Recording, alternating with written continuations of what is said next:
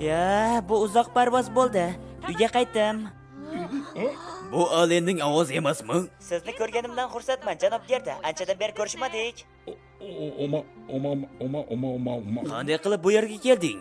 Aslida men hali ham akademiya shahridaman. Lekin men sizlar bilan popo orqali gaplasha olaman. Tushunarlimi? Va u orqali bizni kuzata olasanmi? Naqadar g'aroyib qobiliyat. Alen aka. Yo, Mash, ko'rinishing a'lo. Senga bir narsa olib keldim. Xatmi? Buni o'qiyman. Krena va Dogorodan ham xat bor. Krenadanmi? Afsuski, o'qishni bilmayman. Keyinroq sizga o'qib beraman. Juda yaxshi. Barchangizni yaxshi ekanligingizdan xursandmiz. Iqtidoring bilan qilayotgan ishlaring yanada g'aroyib bo'lib bormoqda, Alen. Men hech qanday iqtidorga ega bo'lmadim. Baholash marosimiga bordingmi? Ha, lekin u iqtidorsiz ekan. Tushunarli. Miula, lekin bilasanmi? Sen ham xuddi oyim va dadam kabisan.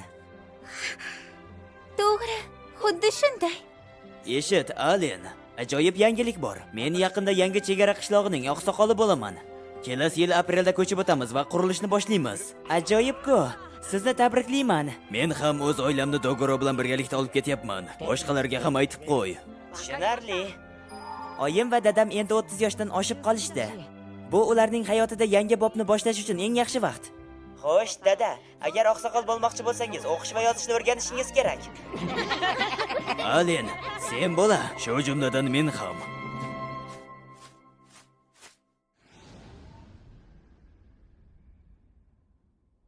Tushundim. Demak, Karnel o'g'li bilan uchrashding.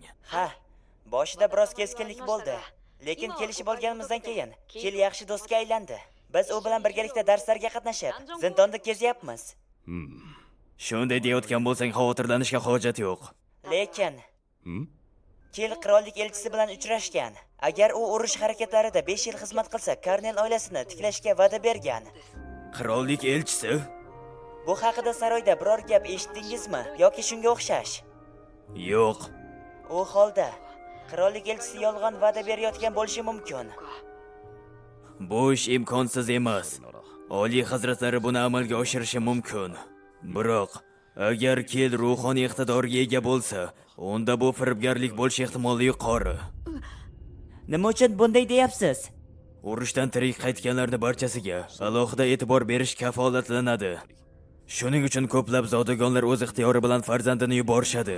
Faqat ular bolasini xavfsizligi uchun yaqin atrofida davolash iqtidoriga ega bo'lganlarni bo'lishini xohlashadi.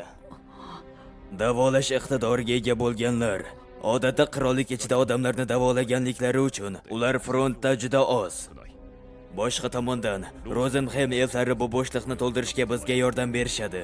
Lekin ular turli sababga ko'ra alohida ishlay olmaydi. Bu ruhoniylarni juda qimmatli qiladi va ko'pchilik yosh zodagonlar uchun shaxsiy davolovchi sifatida manipulyatsiya qilib olib kelinadi. Ishlatib, foydalanish uchunmi? Zodagonlar ularni xizmati tugagandan keyin ham front chizig'ida ushlab turish uchun yashirin bitimlar tuzishadi. Ba'zilar faqatgina tobutda qaytishadi. Bularning barchasi Kilning boshiga tushadi demoqchimisiz? Karnel o'g'lining iqtidorini bilgan zahotiyoq uni uzoqlashtirdi, to'g'rimi? Bu faqatgina u bolani qurol sifatida ishlatilishini anglatadi. Bu narsa juda ham jirkanchli ish. Lekin hammasini tushundim. Kil oddiy odamga aylangandan so'ng, qirollik elchisi uni aldab, urushga qo'shilishga majbur qilgan. Eng mantiqiy tushuncha shu, to'g'rimi? Shunaqa. Lekin ularning maqsadi nima? Qirollik elchisiga bundan nima foyda? Yoki bunda ularni ortidan ipni tortib turgan boshqa inson bormi? Kil o'zini ochko'zligiga qaramasdan yaxshi yigit. U shunchaki oilasi bemalol yashashi uchun 5 yil front chizig'ida yetarlicha pulni tejashga urinyapti. Uni manipulyatsiya qilishlariga yo'l qo'ymayman. Janob Granville, menda bir g'oya bor. Xo'sh, buni eshitaman. Men qirolni oldiga to'g'ridan to'g'ri borib so'rayman. To'xta, Alen. Bu narsani men hal qilishimga ruxsat bera olasanmi? Qirollik elchisi uni aldab, Granville oilasi uning oilasiga tuhmat qilganligini aytgan, to'g'rimi? Mening nomimda shunday pastga urishganlarga qo'l qovushtirib tura olmayman.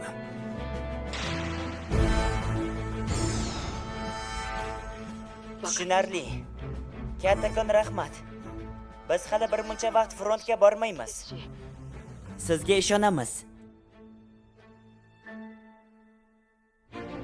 Yozgi ta'tilda biz zindonga ko'proq bora olamiz.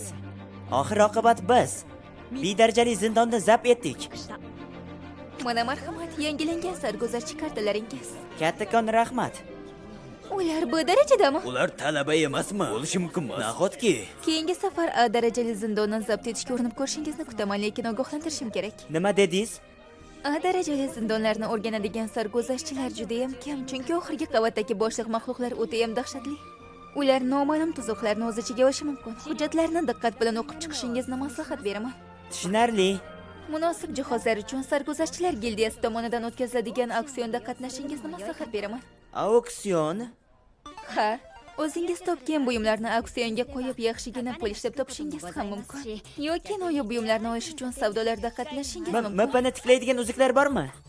Afsuski, men bilishimcha ularning hech qaysi biri yo'q. Ba'zida tiklaydigan yoki zaharga qarshi uzuklar paydo bo'lishi haqida eshitganman. Tushundim. Bu ish oson bo'lmasligini bilardim. Lekin bu auksion juda katta tadbirga o'xshaydi. Voy Alen, nima qilamiz? A darajali zindonni zabt etamizmi? Albatta. Tafsilotlarni ko'rib chiqsak bo'ldi, keyin ishga kirishamiz.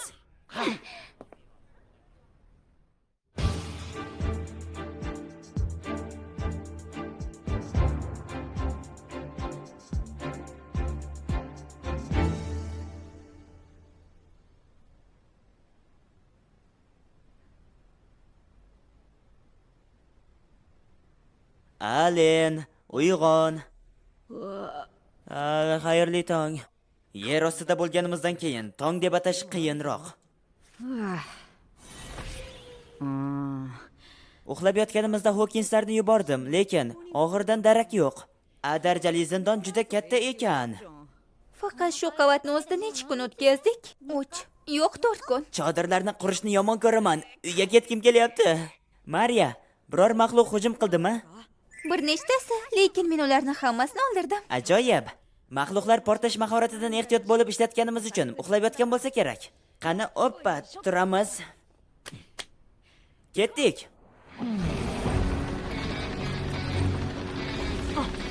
Ro'paramizda 2 orklar qiroli va bitta siklop.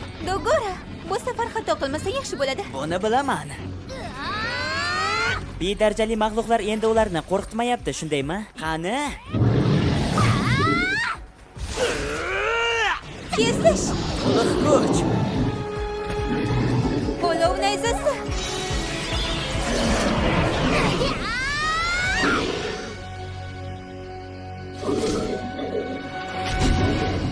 Bo'ldi. Dogora! Men deyarli buni tugatdim. Ajoyib, yengdim.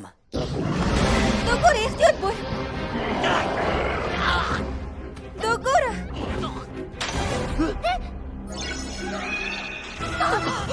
Ular g'oyib bo'ldi. Bu yomon. Teleport tuzog'i. Tele nima? Ular zindonning boshqa qismiga yuborishadi. Boshqasi bo'lsa mayli edi, lekin ular. Krena, siklopni yo'q qil. Tushunarli. Qo'limdan kelganicha Mariyaning kartalarini yarataman. Chaqirish. Mana ne? Mana bu hayot bargi va sehrli urug'larni ol va Cecilia va Dogoroni top. O, bo'ladi.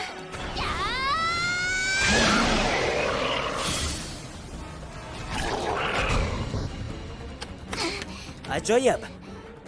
Tezroq, ularni qutqaraylik. O'ylamasdan yugursak ularni topa olmaymiz. Chaqiruvchilarim ularni qidirmoqda.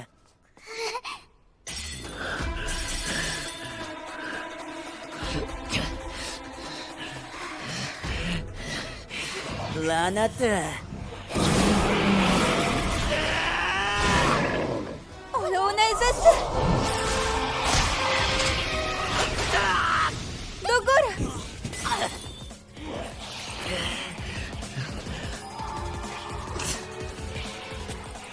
Oxirgi davolash buyumini ishlatib bo'ldim. Yo'q, shoshmay tur, men ham tekshirib ko'ray. Menda ham yo'q.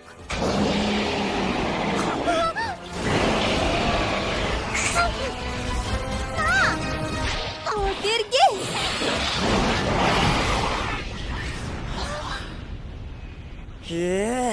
Bu juda zo'r edi. Dogora. Hammasi joyidami?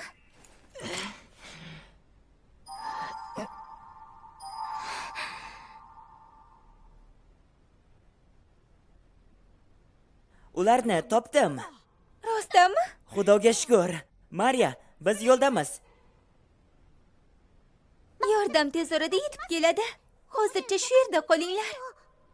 Baribir qimirlashga holim yo'q.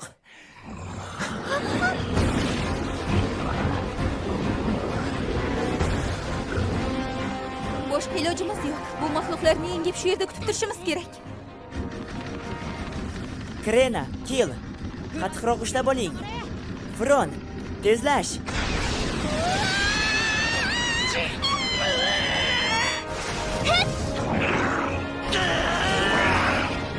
Mana senga. La'nati. Labirint bunchalik murakkab bo'lsa, qayerdaligini bilib ham bo'lmaydi. Dogora, Cecil, o'lib qolmanglar.